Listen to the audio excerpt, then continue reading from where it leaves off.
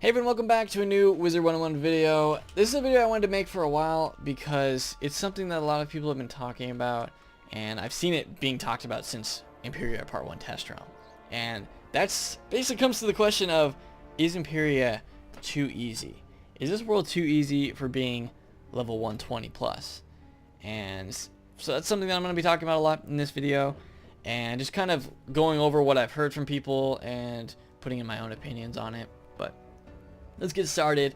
So overall, Empyrea, I finished it on my storm. We did a walkthrough of that. We did a live stream walkthrough, and I think overall that walkthrough is about 6 or 7 episodes, each an hour.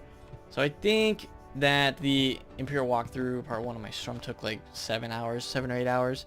So not too long, but keep in mind that my storm was also doing that with no dialogue, and we were able to get through the fights pretty quick. So that's generally how long it will take if you kind of speed. I want to say speed run, but it wasn't really a speed run because we weren't like going like super fast, but we were trying to go at like a decent pace. So about like 8 hours for my storm to get through this world, but it's only part 1. So part 2, no idea how long it's going to be. We'll have to wait and see next year for that. But that's generally how long it was. So I'd say it's a fairly short world with Empyrea part 1. It's just half a world, but still, I'm just going to go off what we have so far. And the difficulty of this world, I would say it's fairly easy. It's not that difficult of a world. You can get through this. You can solo it pretty easily. I feel like the only things that you won't be able to solo in this world are probably the Medulla fight, because that one is pretty difficult. You're going to need a team for that. But otherwise, I'm trying to think if there's any other bosses. Maybe the Temple of Light. That one could be a difficult fight. But I don't know, nothing else really stands out to me. It's like a fight that, you know, this is too difficult to solo. But that's kind of where my mind is at with like the Empyrea difficulty. Is you can get, if you can solo it pretty easily, then it's an easy world. And that's how I feel like Empyrea is.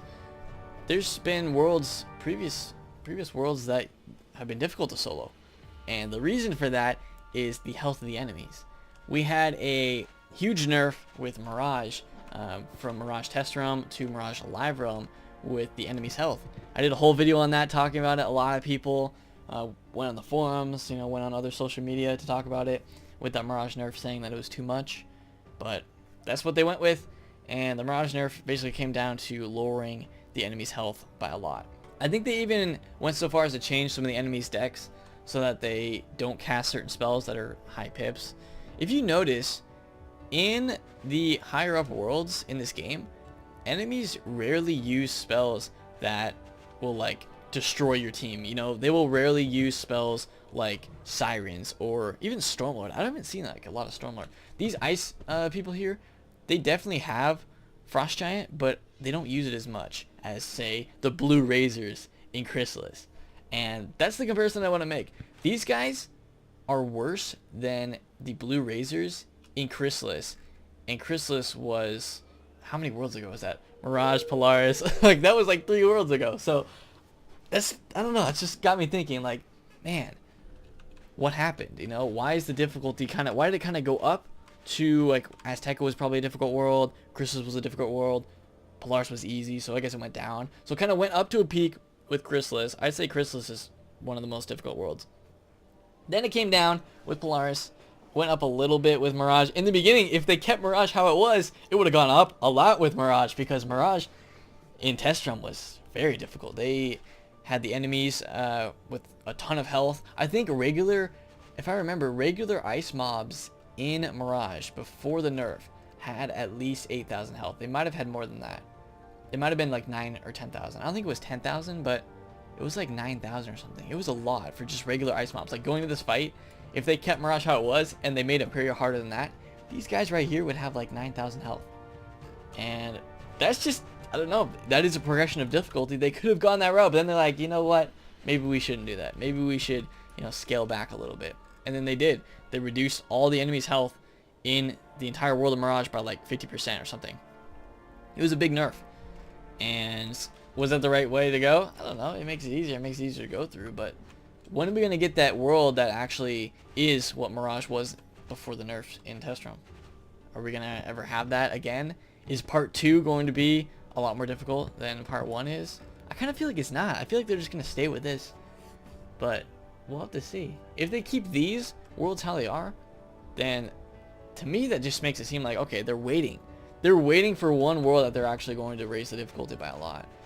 But that's another thing that I think about a lot with this game is, when are they going to get to the point where they think like, okay, the people that are getting to the highest levels in this game are the people that are really dedicated to it, and we're going to give them, you know, a more like difficult world so that they can try to, you know, go through and like challenge them. Because Empyrea is not a super challenging world. It has some challenging fights and everything, but I wouldn't say it's super challenging. So I don't know. I don't know when the game would get to that point. It's obviously not there yet.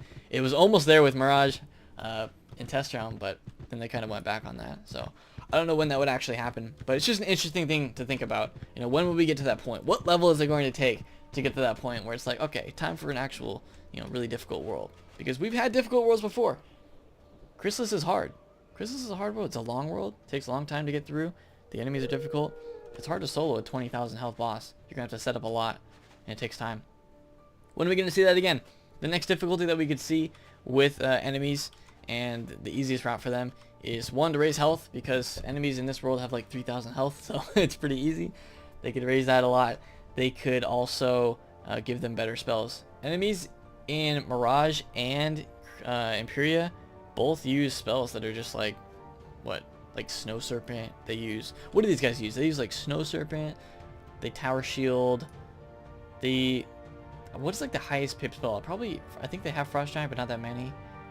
And they use like the Ice Bird. I don't know. Their most common spells are spells of like 2 or 3 pips.